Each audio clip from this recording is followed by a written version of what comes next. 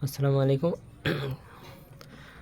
আজকে আমরা আলোচনা করব ক্যালকুলাস 2 এর 14 নম্বর চ্যাপ্টারের গ্রিনের উপপাদ্য। 14 নম্বর চ্যাপ্টারের 4টা উপপাদ্য, 3টা উপপাদ্য এখানে আছে। তার মধ্যে প্রত্যেক বছর একটা উপপাদ্য এখান থেকে কমন পড়বে। তার মধ্যে এই বছর যে উপপাদ্যটা আসবে তার পরের বছর পরের আজকের এই উপপাদ্যটা বাদ দিয়ে পরের 3টার মধ্যে ওই দুটো আসবে। এইরকম করে আপনি যে ইয়ারে পরীক্ষা দেবেন তার আগের 2 ইয়ারের প্রশ্নগুলো ভালো করে দেখে যাবেন। গ্রিনের উপপাদ্য বর্ণনা এবং প্রমাণ। ধরি XY সমতলে আর একটি আবদ্ধ ক্ষেত্র, মনে করি যে XY সমতলে আর একটি আবদ্ধ ক্ষেত্র যাহা একটি সরল বক্ররেখা C দ্বারা আবদ্ধ, যেখানে সমান্তরাল সরলরেখা C কে সর্বাধিক 2টি বিন্দুতে ছেদ করে। এই দুই বিন্দুর ক্ষেত্রে P of XY এবং Q of XY function P of XY এবং Q of XY ফাংশন দ্বয় সংজ্ঞায়িত, অবিচ্ছিন্ন এবং ইহাদের অবিচ্ছিন্ন আংশিক অন্তরক সহগ বিদ্যমান থাকে। Close integration PDX plus QDY PDX plus QDY double integration del Q divided ভাগ del X minus del P divided ভাগ del Y dx dy প্রমাণ করতে হবে। দেখবেন প্রমাণ, ধরি আর কে আবদ্ধকারী বক্ররেখার C এরূপভাবে গঠিত যে স্থানাঙ্কের অক্ষদ্বয়ের সমান্তরাল যে কোনো সরলরেখা দুইটি সর্বাধিক 2টি বিন্দুতে ছেদ করে। এই শর্তের সাপেক্ষে উপপাদ্যটি প্রমাণ করব। ধরি আর কে সর্বাধিক 2 বিন্দুতে ছেদ করে। উক্ত শর্ত দুইটি হচ্ছে x এর মান সবসময় a থেকে বড় হবে, সমান অথবা বড় হবে, b থেকে সমান অথবা ছোট হবে। তখন f1 of x এর মান y এর মান হবে f1 of x এর থেকে বড় এবং f2 of x এর থেকে ছোট। y এর মান হবে c থেকে সমান অথবা বড়, d থেকে ছোট অথবা সমান। তাহলে x এর মান হবে g1 of y থেকে বড় এবং g2 of y থেকে ছোট।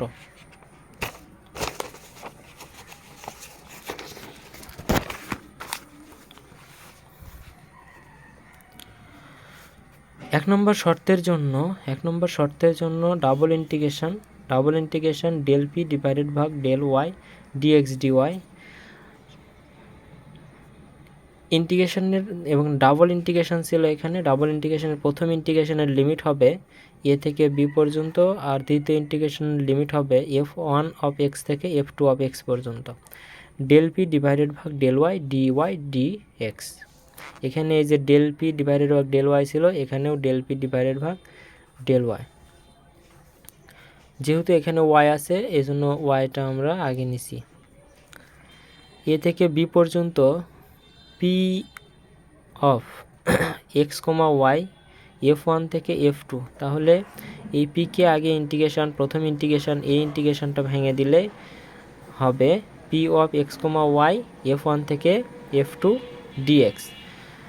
a থেকে b পর্যন্ত ইন্টিগ্রেশন ছিল, পরের লাইনে a থেকে b পর্যন্ত থাকবে p of x, y এর জায়গায় এখানে ইন্টিগ্রেশনের লিমিটগুলো বসে দিচ্ছি। তাহলে হবে বড় লিমিট মাইনাস ছোট লিমিট। তাহলে এটা কোথায় বসাতে হবে? y এর জায়গায়। তাহলে x, f2 মাইনাস ছোট লিমিট হচ্ছে f1, তাহলে x, y এর জায়গায় বসাবো f1। বাইরে আছে কি dx, এই যে আগে থেকে বাইরে dx ছিল, এখনও dx।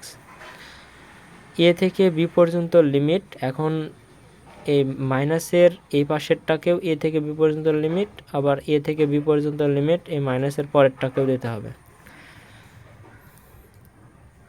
a থেকে b পর্যন্ত লিমিট মাইনাসের যেটা আছে সেটা আমরা আগে নেব, আর প্লাসের যে লিমিটটা আছে সেটা আমরা পরে নেব। তারপরের লাইনে a থেকে b পর্যন্ত লিমিট যেটা আছে সেটা আমরা লিখলাম, মাইনাস আছে মাইনাসও লিখলাম। এখন এই প্লাস কিভাবে মাইনাস হয়ে গেল? এই a থেকে b পর্যন্ত লিমিট ছিল, এখন আমরা লিমিট যদি উল্টে দেই তাহলে সামনের চিহ্নটা উল্টে যাবে।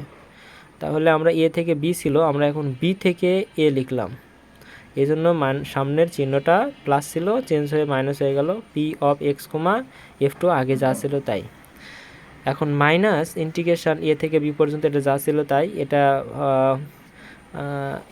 মাইনাস আমরা কমন নিলাম, দুইটার থেকে মাইনাস কমন নিলে এটা লিখলাম, তারপরে এটা লিখলাম, তারপরে এই মাইনাস লিখলাম, আর এইটুকু সমান সমান লেখা যায় ক্লোজ ইন্টিগ্রেশন পিডিএক্স। তো আমরা এই বাম পাশেরটা এই যে প্রথমে বাম পাশেরটা সেটা আমরা লিখলাম, আর সমান সমান এই ক্লোজ ইন্টিগ্রেশন এটা লিখলাম, আর এই মাইনাসটা এখানে থাকার কথা ছিল, সেই মাইনাসটা আমরা এই পাশে পার করে দিলাম। 2 নম্বর শর্তের জন্য আবার ডেল 2 নম্বর শর্তের জন্য ডেল কিউ ডিভাইডেড ভাগ ডেল এক্স ডিভাইডেড ভাগ del y integration, double integration, এখানেও ডাবল ইন্টিগ্রেশন, একটা সি থেকে ডি পর্যন্ত, আরেকটা g1 অফ ওয়াই থেকে g2 অফ ওয়াই পর্যন্ত,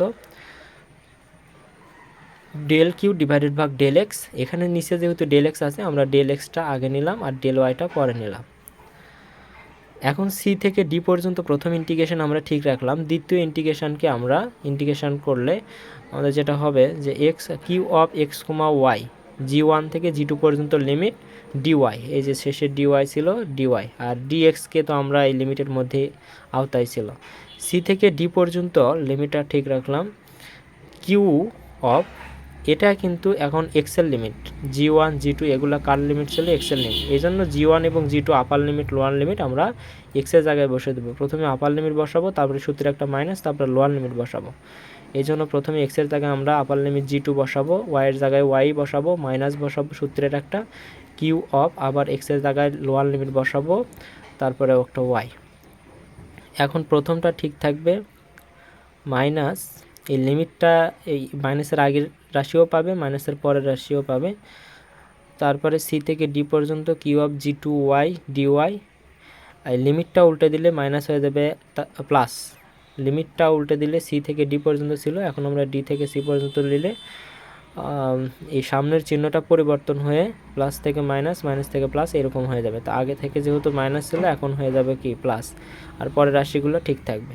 তো আমরা এই পুরোটা লাইন সমান সমান আমরা লিখতে পারি ক্লোজ ইন্টিগ্রেশন কিউ ডিওয়াই।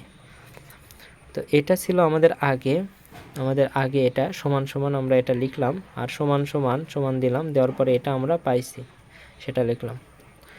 1 নম্বর এবং 2 নম্বর যোগ করলে, 1 নম্বর এবং 2 নম্বর আমরা যোগ করলাম, আমরা 1 নম্বর এখানে পাইছিলাম, এই যে 1 নম্বর পাইছিলাম, এটা এই সমীকরণ, আর 2 নম্বরের এই সমীকরণ আমরা যোগ করলাম।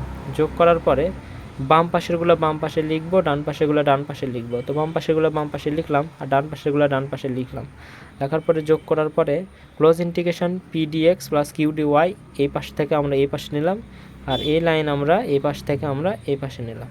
নেওয়ার পরে সুতরাং গ্রিনের উপপাদ্যটি প্রমাণিত। এখানেই শেষ। ধন্যবাদ সবাইকে।